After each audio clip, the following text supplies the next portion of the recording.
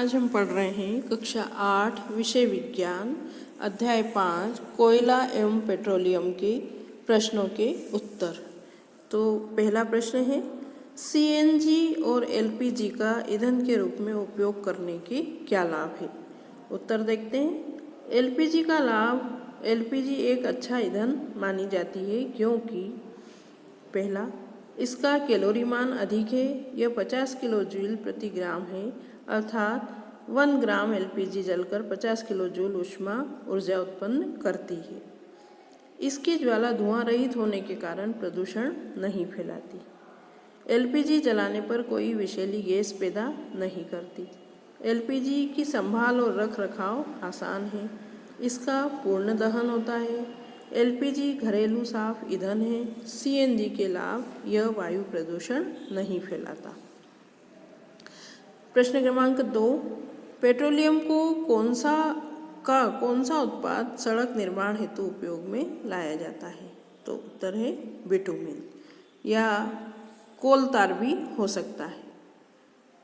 कोल तार, इसका भी सड़क निर्माण में उपयोग में लाया जाता है। वर्णन कीजिए मृत वनस्पति से कोयला किस प्रकार बनता है। यह प्रक्रम क्या कहलाता है।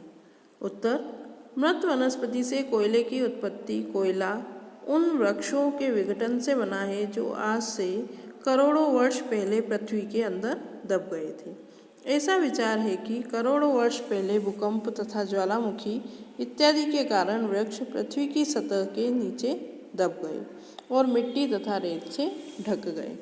पृथ्वी के अंदर उच्च दाब तथा उच्च ताप के कारण तथा वायु के अनुपस्थिति में ये दबे हुए वृक्ष धीरे धीरे कोयले में बदल गए।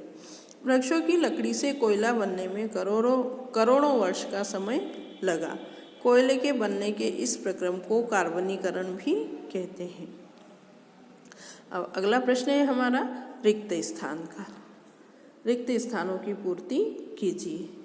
तो पहला रिक्त स्थान है, उसके उत्तर यहाँ नीचे दिए हुए हैं।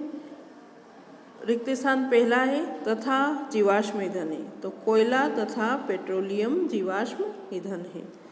पेट्रोलियम के विभिन्न संघटकों को पृथक करने का प्रक्रम परिष्करण कहलाता है। वाहनों के लिए सबसे कम प्रदूषक ईंधन सीएनजी है। प्रश्न क्रमांक 5, निम्नलिखित कथनों के सामने सत्य एवं असत्य लिखिए। अब यहाँ ये 4-5 प्रश्न दिए हुए हैं और इनके उत्तर यहाँ नीचे दिए हैं। तो जीवाश्म ईंधन प्रयोगशाला में बनाए जा सकते हैं, असत्य। पेट्रोल की अपेक्षा सीएनजी अधिक प्रदूषक ईंधन है, असत्य। कोक कार्बन का शुद्ध रूप है, सत्य। कोलतार विभिन्न पदार्थों का मिश्रण है, सत्य। मिट्टी का तेल एक जीवाश्म ईंधन नहीं है, असत्य। अगला प्रश्न देखते हैं। प्रश्न क्रमांक 6, समझाइए जीवाश्म ईंधन समाप्त होने वाले प्राकृतिक संसाधन क्यों हैं। उत्तर, जीवाश्म ईंधन सजीवों, ये संजीव लिखा है ना, ये गलत है। सजीवों के मृत अवशेषों से बनते हैं और इन्हें बनने में करोड़ों वर्ष लग जाते हैं। प्रकृति में जीवाश्म ईंधन के संसाधन सीमित है, इसलिए यह समाप्त होने वाले प्राकृतिक संसाधन है। अगला प्रश्न है, कोक के अभिलक्षणों और उपयोगों का वर्णन कीजिए। तो कोक के अभिलक्षण, यह कठोर है, यह सरंध्रयुक्त है, यह काले रंग का है, यह विद्युत और ऊष्मा का कुचालक है। अब कोक के उपयोग, कृत्रिम ग्रेफाइट बनाने में काम आता है। एसिटिलीन गैस बनाने के लिए कैल्शियम कार्बाइड के उत्पादन में सहायक होता है।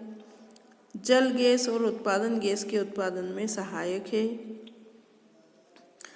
जल गैस कार्बन मोनोऑक्साइड और हाइड्रोजन का समानुपाती मिश्रण होती है। उत्पादन गैस कार्बन मोनोऑक्साइड और नाइट्रोजन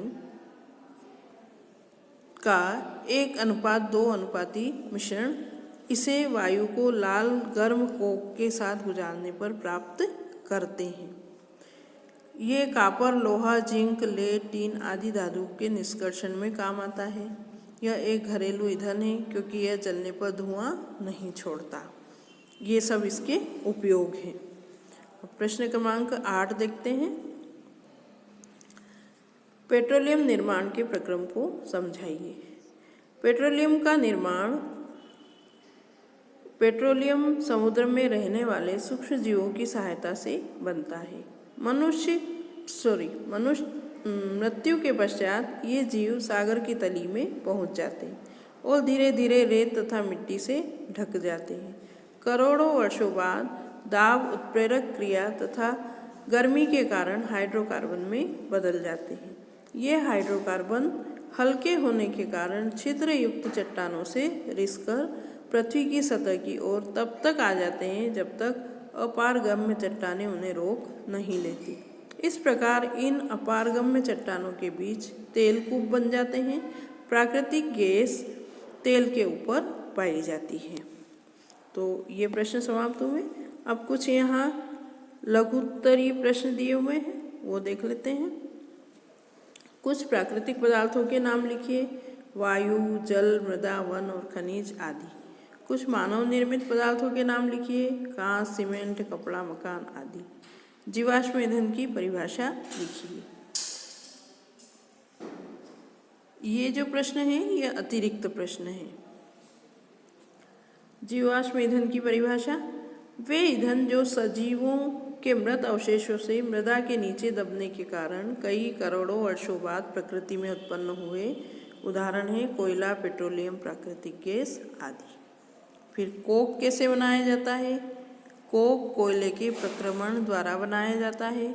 जलाने पर कोयले में से गैस और दूसरे पदार्थ निकल जाते हैं और काला पदार्थ जो शेष बच जाता है कोक कहलाता है। कोयले के प्रक्रमण के उत्पाद क्या है? कोयला गैस, कोलता। पेट्रोलियम के प्रभाजी आसवन के उत्पादों के नाम लिखिए। तो उत्तर है एस्फाल्ट, पेट्रोल, डीजल, पैराफिन, मोम, स्नेहक तेल, केरोसिन या मिट्टी का तेल आदि। पेट्रोलियम के 3 उत्पादकों के नाम लिखो। तो उर्वरक, कीटनाशक और कृत्रिम रबड़। तो यही हमारा पाठ समाप्त होता है। प्रश्नोत्तर समाप्त होते हैं। धन्यवाद।